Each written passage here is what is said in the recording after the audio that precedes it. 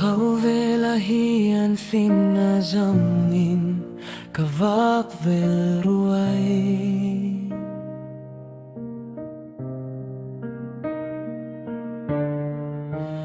Limnat luan tling reng reng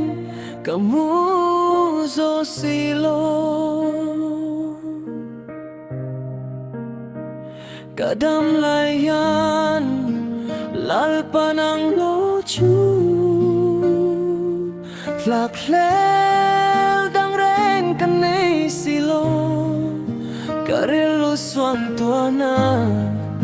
Tlangaf chuan lim na reng kanay lo Kadam lay tuy puy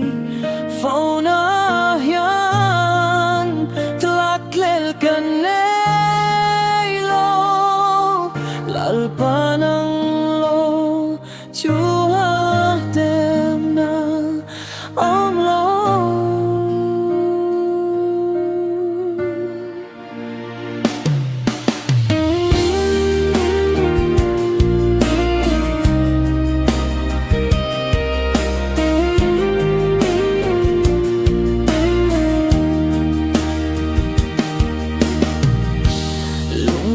na chumpuin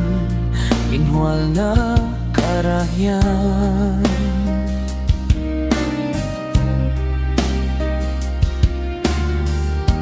Lungay na chuan chatuan ram kan ngay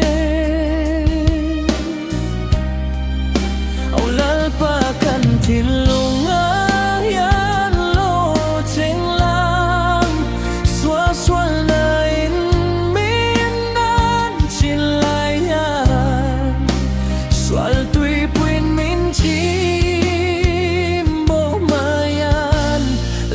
Jang